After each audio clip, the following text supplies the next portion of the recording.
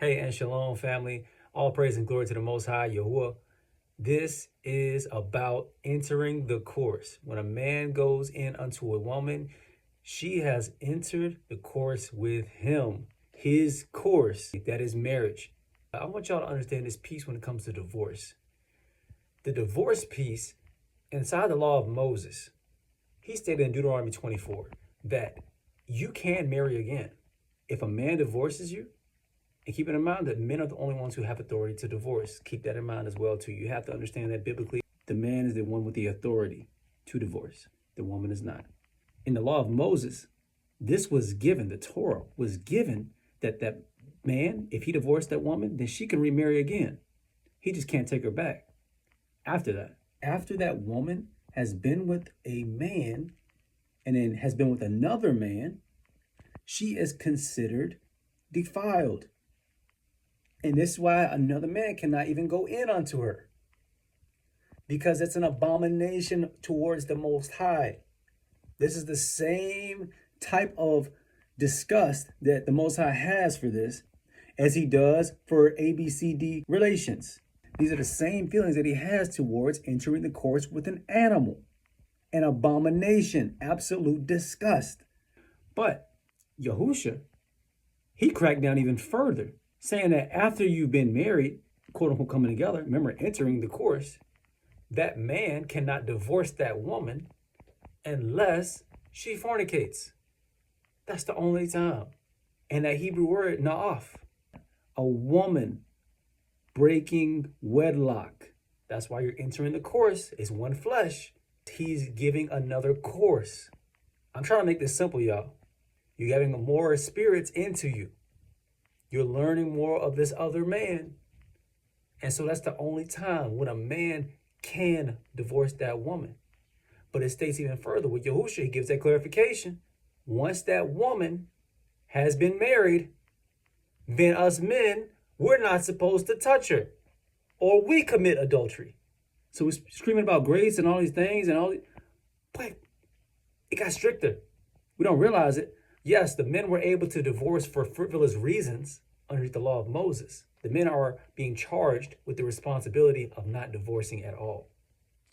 And this is why the men after this, they did not want to hear this. They said it's better not to marry then at that point. And Yahusha said that all men cannot receive this saying.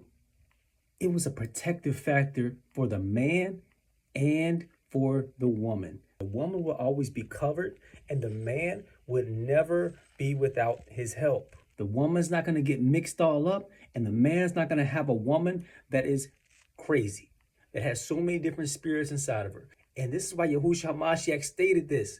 It is difficult to understand if you are in your carnal mind, not willing and ready to accept the word of the Most High. If you lay with this woman, if you bring her into your course, then you're supposed to stay with her.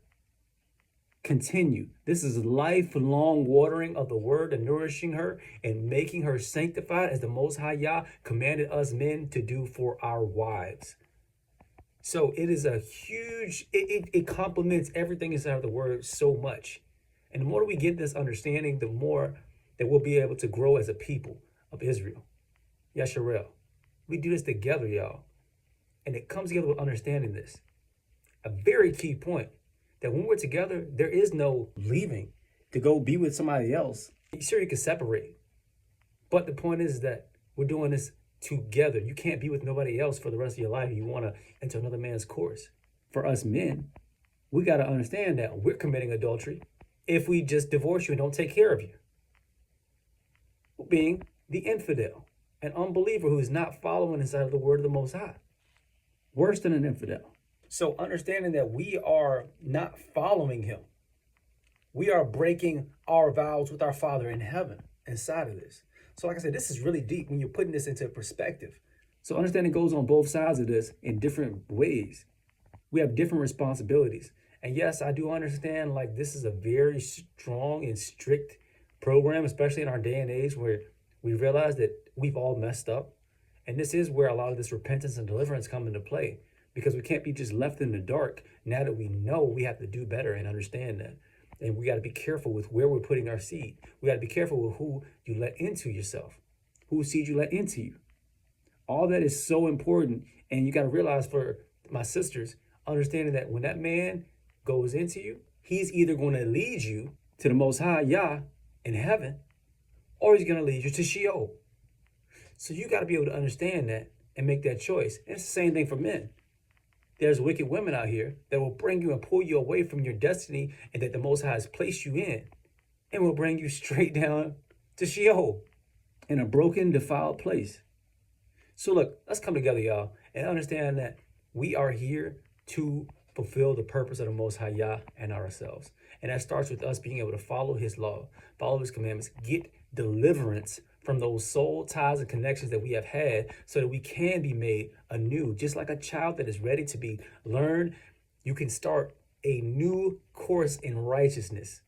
That's what this is really doing, y'all. We're allowing the law into us, the Torah. We're allowing the grace that Yahushua HaMashiach has given within strictness and in firmness, y'all. We're still keeping that Torah. So let's do this together, y'all. I give praises and glory to the Most High Yahuwah through his son, Yahushua HaMashiach. And I'll see y'all next time. Shalom, family.